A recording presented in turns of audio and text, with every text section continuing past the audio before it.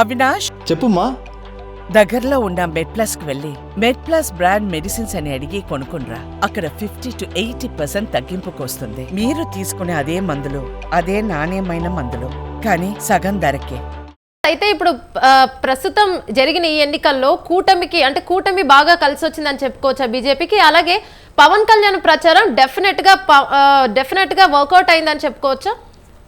ముఖ్యంగా పవన్ కళ్యాణ్ తిరిగిన ప్రాంతాల్లో, తెలుగు ప్రజలు ఎక్కువగా ఉన్నటువంటి ప్రాంతాల్లో పవన్ కళ్యాణ్ ఎన్నికల ప్రచారాన్ని బీజేపీ ఒక వ్యూహాత్మకంగా నిర్వహించిందని చెప్పవచ్చు. పవన్ కళ్యాణ్ నిర్వహించిన ఎన్నికల ప్రచారం దాదాపుగా ఒక లాతూర్లో మిగతా 6 పార్లమెంటు స్థానాల్లో విజయం సాధించింది. దాదాపుగా 20 స్థానాల్లో బీజేపీ భారీ ఆధిక్యతతో సాధించని చెప్పవచ్చు. ఎన్నికల ప్రచారంలో పవన్ కళ్యాణ్ ప్రభావం చాలా వరకు కనిపించిందని చెప్పవచ్చు. యమున ప్రధానంగా తెలుగు ప్రజలు, అదేవిధంగా ఇటు కర్ణాటక కావచ్చు, మిగతా తమిళనాడుకు చెందినటువంటి ప్రజలు కావచ్చు, మిగతా ఈ దక్షిణాది ప్రజలు ఉన్నటువంటి ఈ ప్రాంతాల్లో పవన్ కళ్యాణ్ ప్రచారాన్ని బీజేపీ ఒక వ్యూహాత్మకంగా నిర్వహించింది. ప్రధానంగా తెలుగు ప్రజలు ఉన్నటువంటి షోలాపూరు, అదేవిధంగా పూణే ఇలాంటి ప్రాంతాల్లో పవన్ కళ్యాణ్ పర్యటన బాగా కలిసి వచ్చిందని చెప్పవచ్చు. ఈ ఫలితాలను చూస్తే పవన్ కళ్యాణ్ ప్రభావం మహారాష్ట్రలో కూడా ఉందని చెప్పవచ్చు. ఈ ఎన్నికల ఫలితాలను బట్టి చూస్తే ఇక్కడ తెలుగు రాష్ట్రానికి చెందినటువంటి నాయకులు ప్రధానంగా ఇటు కేంద్ర మంత్రి కిషన్ రెడ్డి, అదేవిధంగా బండి సంజయ్, డీకేఆర్ లాంటి నేతలు తెలంగాణ నుండి, అదేవిధంగా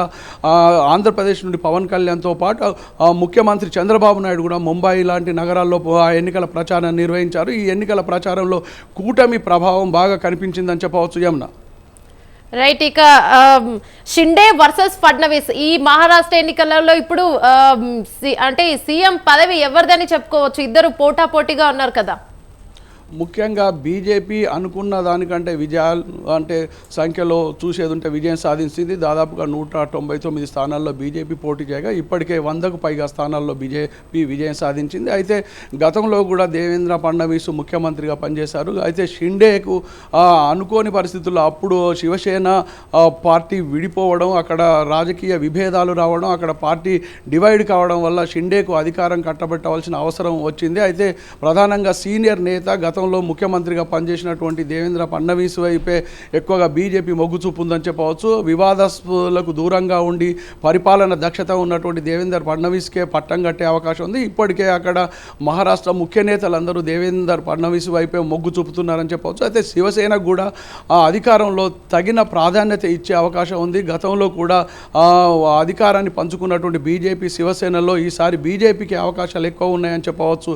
యమున రైట్. అలాగే శ్రీనివాస్, అంటే బీజేపీ కూటమి గురించి ఒకసారి ఆలోచిస్తే రీసెంట్ గానే ఈ అయోధ్య టెంపుల్, బాలరాముడు టెంపుల్ నిర్మాణం కూడా దీనికి ప్లస్ అయిందని చెప్పుకోవచ్చా ఈ ఎన్నికలకి? ముఖ్యంగా మహారాష్ట్రలో హిందూ తత్వాన్ని బాగా అటు శివసేన కావచ్చు, బీజేపీ కావచ్చు, మిగతా పార్టీలు కానీ మొదటి నుండి పెంచి పోషిస్తున్నాయి. అయితే రామాలయానికి సంబంధించింది కూడా కొంత ప్రభావం కనిపించిందని చెప్పవచ్చు. ప్రధానంగా మహారాష్ట్ర ఎన్నికల్లో మొదటి నుండి ప్రభావం చూపించేటువంటి శివసేనలో రాజకీయ విభేదాలు రావడం, పార్టీ విడిపోవడం, ఇటు బీజేపీ కలిసి వచ్చిందని చెప్పవచ్చు. అదేవిధంగా రామాలయం, అదేవిధంగా ఇటు గుజరాత్ ప్రభావం కూడా కనిపించిందని చెప్పచ్చు. ముఖ్యంగా శ్రీనివాస్, మళ్ళీ నేను మీతో మాట్లాడతాను.